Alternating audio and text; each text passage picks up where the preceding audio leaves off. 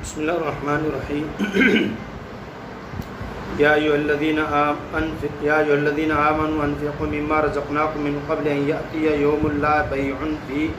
ولا خلۃ ولا شفاعۃ والکافرون هم الظالمون۔ جی کہتے جو کچھ ہم نے خرچ کیا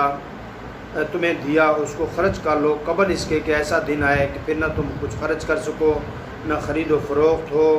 نہ کسی سے تعلق و رشتہ داری ہو، نہ کوئی سفارش کر سکے، اسے پہلے جو ہم نے رزق دیا ہے اس میں سے خرچ کر لو۔ یعنی دنیا میں اللہ تعالیٰ نے موقع دیا ہے، مال دیا ہے، عزت دی ہے، اس کو آدمی کہیں نہ کہیں لگا لے۔ اگر یہاں دنیا میں نہیں لگائیں گے تو پھر مرنے کے بعد جو ہے وہ کچھ کام آنے والا نہیں ہے، کہ وہاں کوئی سفارش کرنے والا نہیں ہوگا، صرف اور صرف آپ کے دنیا میں کیے ہوئے اعمال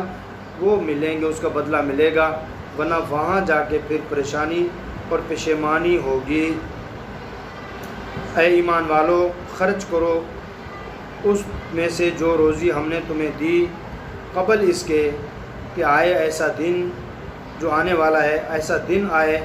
کہ جس میں نہ پھر خرید و فروخت ہو اور نہ آشنائی یعنی ایک دوسرے کی رشتہ داری اور وہاں تعلق ہو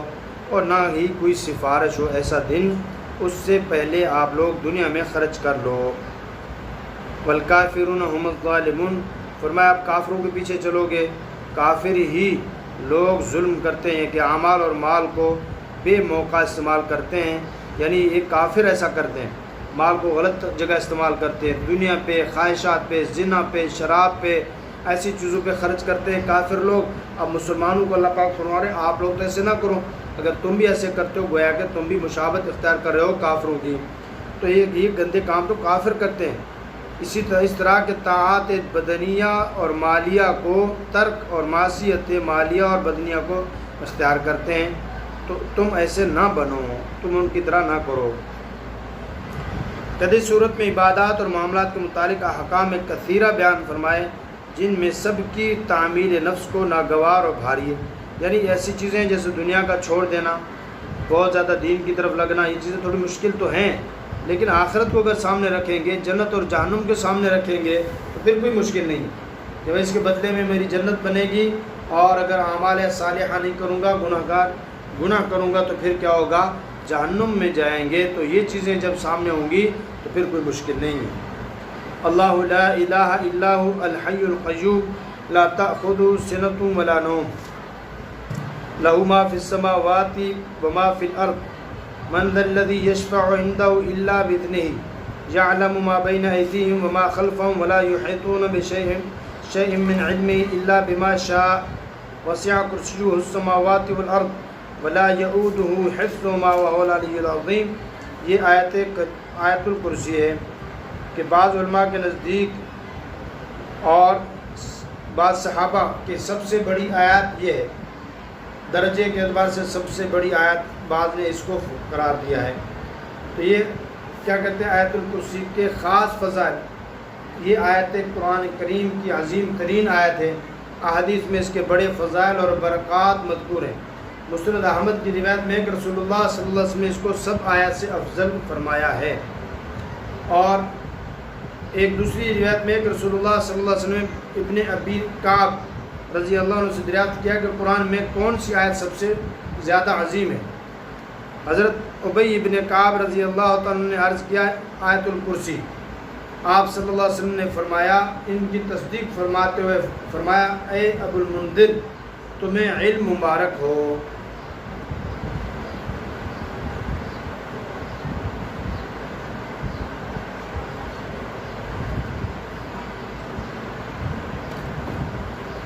حضرت ابو ذر غفاری رضی اللہ عنہ نے حضرت صلی اللہ علیہ وسلم دریافت کیا، یا رسول اللہ قرآن میں عظیم تر آیات کون سی ہے؟ فرمایا آیت الکرسی۔ ابن کثیر عن احمد فی المسند، حضرت ابو ہریرہ رضی اللہ عنہ فرماتے ہیں رسول اللہ نے فرمایا سورہ بقرہ میں ایک آیت ہے جو سیدہ آیات القرآن ہے، وہ جس گھر میں پڑھی جائے شیطان اس سے نکل جاتا ہے۔ نسائی کی ایک روایت میں کہ رسول اللہ نے فرمایا جو شخص ہر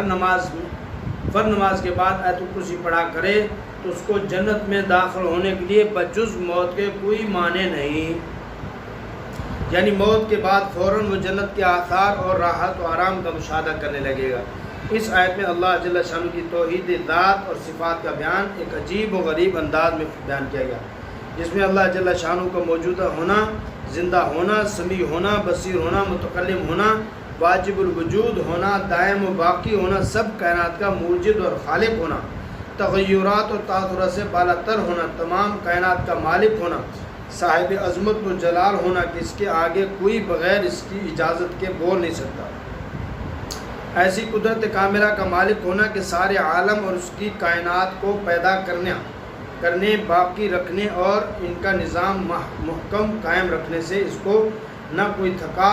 تھکان پیش آتا ہے نہ سستی، ایسے علم محیط کا مالک ہونا جس سے کوئی کھلی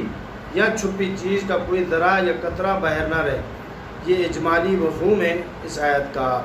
یہ آیت کون سی ہے؟ آیت الکرسی ہے۔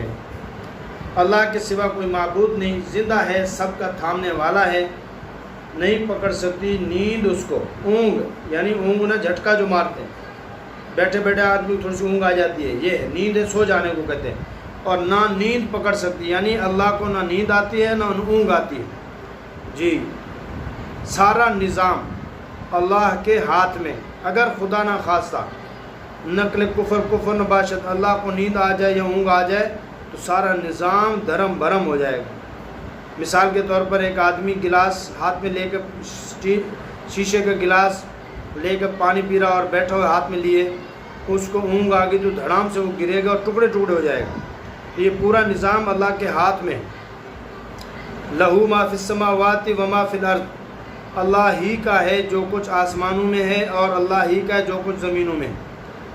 من ذا الذی، ایسا کون ہے جو سفارش کرے، عندہ یشفع عندہ، اللہ کے نزدیک، اللہ کے ہاں کوئی سفارش کرے تو ایسا کوئی ہے؟ مگر بدنے، اس کی اجازت کے بنا کوئی ہے جو سفارش کرے؟ کوئی نہیں ہے مگر وہ جس کو اللہ اجازت دے۔ یعلم ما بین ایدیہم وما خلفہم،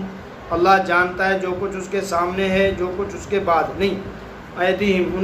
ان کے سامنے جو کچھ اللہ اس کو بھی جانتا ہے، ان کے پیچھے جو کچھ اللہ ان کو بھی جانتا ہے۔ ولا یحیطون بشیء من علمہ الا بما شاء، اور کوئی وہ لوگ اللہ کے علم کا کچھ حصہ بھی احاطہ نہیں کر سکتے سوائے اس کے جس کے اللہ اجازت دے، جس کو اللہ چاہے، یعنی ایسی چیز جو اللہ چاہے میرا بندہ معلوم کر لے تو ٹھیک، ورنہ کوئی شخص بھی اس اللہ کے علم کو ذرا برابر احاطہ نہیں کر سکتا۔ وسع کرسیہ السماوات والارض، اللہ کی کرسی نے زمین و آسمان کو کیا کیا ہوا ہے؟ لپیٹا ہوا ہے، گنجائش ہے، وسیع ہے، وسیع ہے ان آسمانوں اور زمین سے۔ ولا یؤودہ حفظہما،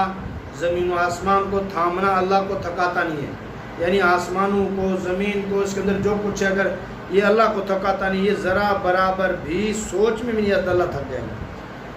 کیوں؟ وَهُوَ الْعَلِيُّ الْعَظِيمُ، وہی ہے سب سے بالا تر، سب سے بڑا، سب سے عظیم اور عظمت والا۔